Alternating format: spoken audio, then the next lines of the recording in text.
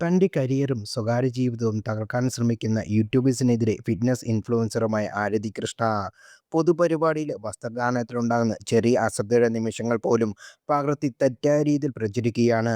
തൻ്റെ വാക്കുകൾ കട്ടേജ് ലൈംഗിക ചുവയോട് പ്രചരിപ്പിക്കുകയും അപമാനിക്കുകയും ചെയ്യുകയാണെന്ന് ആരതി കൃഷ്ണ പറയുന്നു. സോഷ്യൽ മീഡിയയോട് പങ്കുവച്ച വീഡിയോയിലാണ് ആരതിയുടെ പ്രതികരണം. കഴിഞ്ഞ ദിവസം പങ്കെടുത്ത ഒരു പരിപാടിയിൽ നിന്നുണ്ടായ അനുഭവമാണ് താരം പങ്കുവച്ചത്.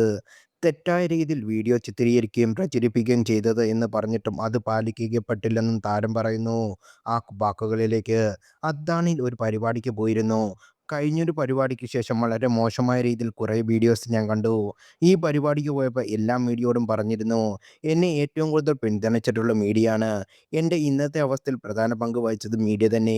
അതിനാൽ അവരോട് ബഹുമാനവും കടപ്പാടുമുണ്ട്.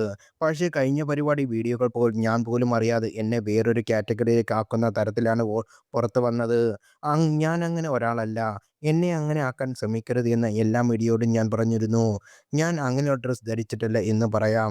പക്ഷേ ഞാൻ മനഃപൂർവ്വം ചെയ്തില്ല. എൻ്റെ ഡ്രസ്സും സപ്ലിമെന്റ്സും ഒക്കെ കൊള്ളാമെന്ന് ഞാൻ നേരത്തെ പറഞ്ഞിരുന്നു. അത് കണ്ട ശേഷം ഒരു വിദേശ വനിത കുറച്ച് വസ്ത്രങ്ങൾ അയച്ചു തന്നു. അതിൻ്റെ വ്യത്യാസം എല്ലാവർക്കും മനസ്സിലാകും. കഴിഞ്ഞ 4 പരിപാടിയിൽ ഞാൻ അവർ തന്ന ഡ്രസ്സ് ആയിരുന്നു ഇട്ടിരുന്നത്.